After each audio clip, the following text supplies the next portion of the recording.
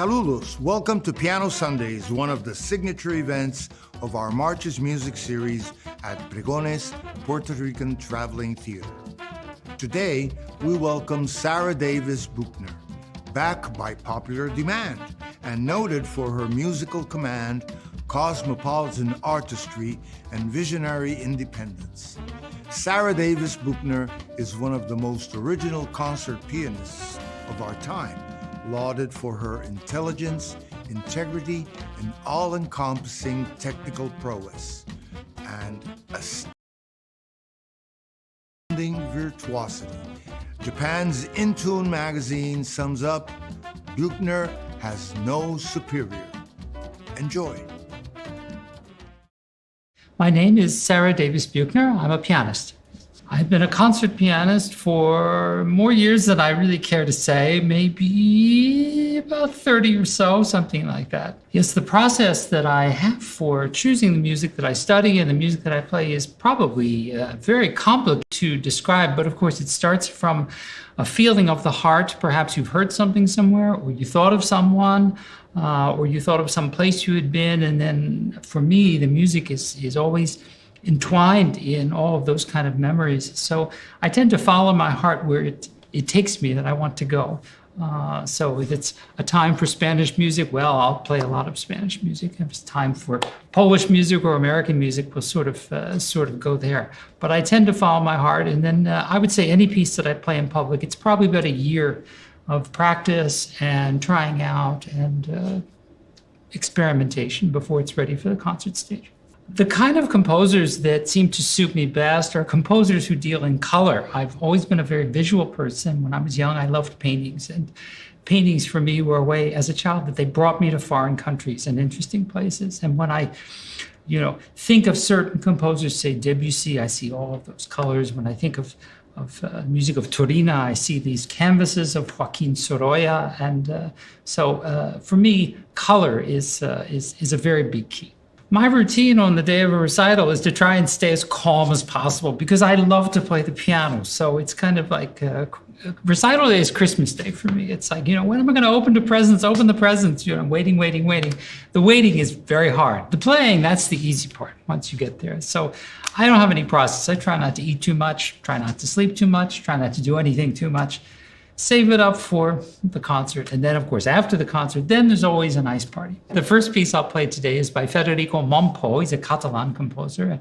A very short piece called Canción y Danza. That's a kind of an introduction. And I'll follow that with a set of 8 danzas cubanas by Ignacio Cervantes.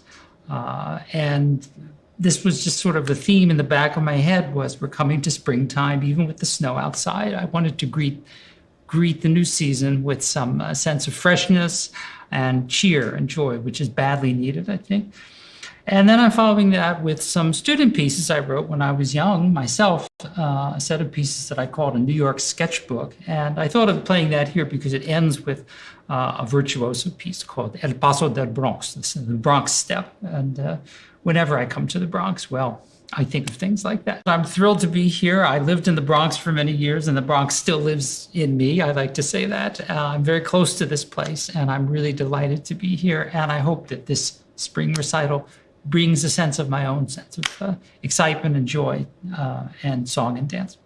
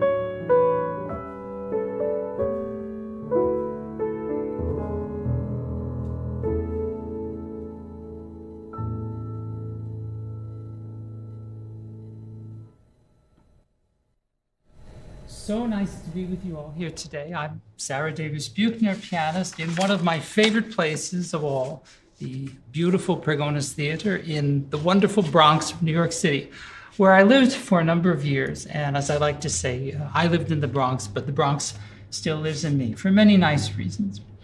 The piece that I started with here is called Canción y Danza, and the Catalan composer Federico Mompo wrote 15 of these short pieces, which for me summarize everything that music is really about.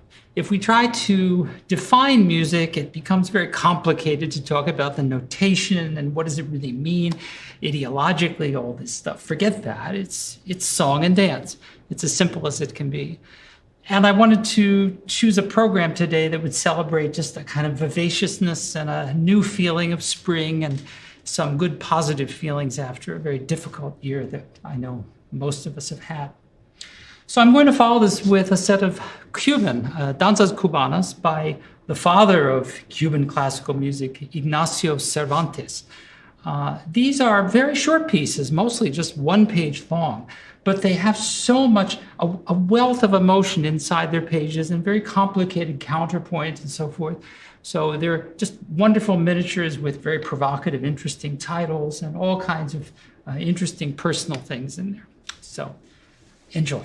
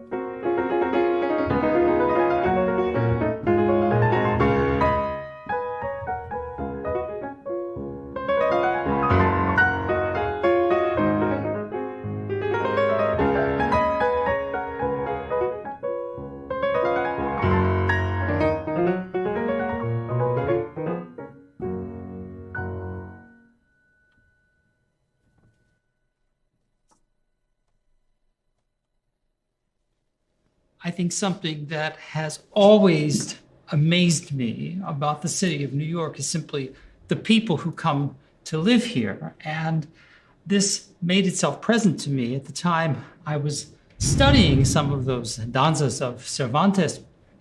And a Cuban friend of mine from Juilliard said, come on up and meet my old piano teacher who lived on Amsterdam Avenue in Alto Manhattan, as we call it, the Washington Heights.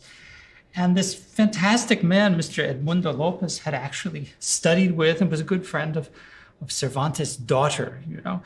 Who would ever believe such things? And it was such a treat and an honor to meet him and to play some of those things for him. So it really is kind of a vortex of the world in many ways. When I was a student, I also started to try my hand at composing, and I still do it from time to time.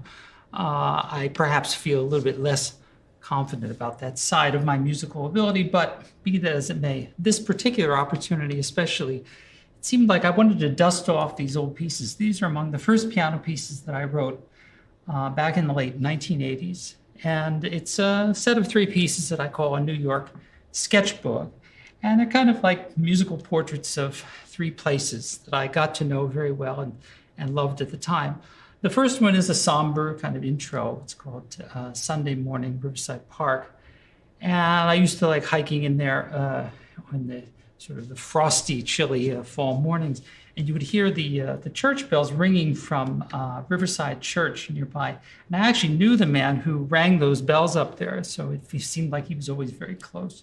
So you hear a little echo of those bells at the end of the piece. Then the second piece is a waltz in romantic style called West Side Waltz, and just sort of reflects how I felt at that time when I was young and autumn came in New York, and such a beautiful time of year. And the last piece is called the Bronx Step, or El Paso del Bronx. And I had actually moved to the Bronx at that time, and I was just in love with and saturated by the noises all around me. Of course, there was, the street music and dancing and car horns. And I tried to put all this cacophony into this crazy piece. I'm not sure my composition teacher knew what to make of this, but for me, it was just in the thick of it. I love it. So here we are.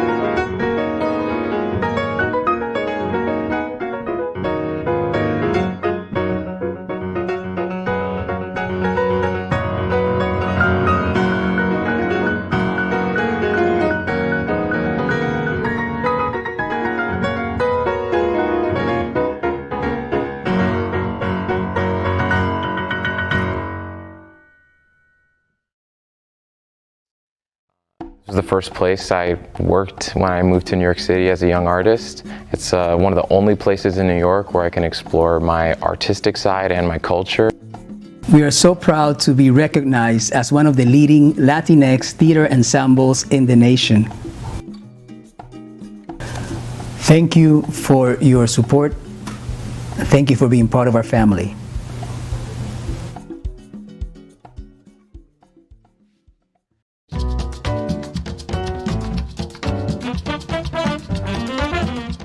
In the mid-1990s, I had a concert tour in Spain, and the highlight for me was not any of the concerts. It was the fact of meeting the daughter of Joaquin Turina at their family home in Madrid. She had invited me to come and visit them. She liked my recording of some of her father's music.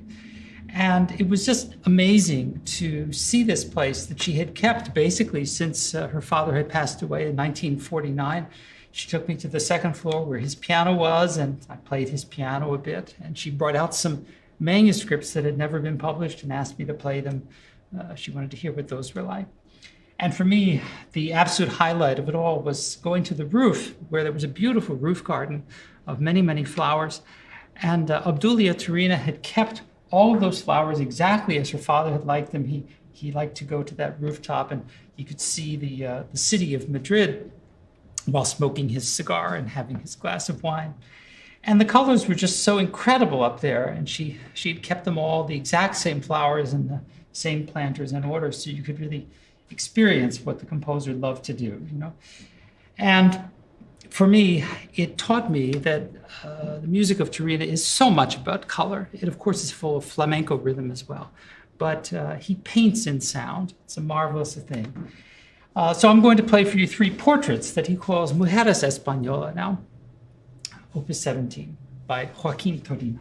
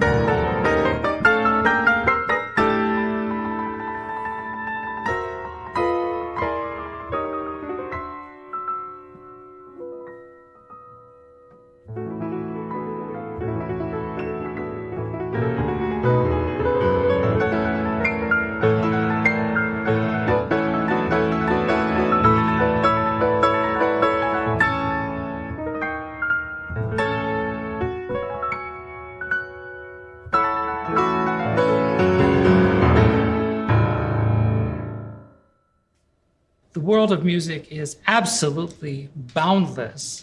And the longer I'm around here, the more I'm astounded at the music that I don't know. People say, oh, gee, you know a lot of music, but there's, it's just a bottomless pit.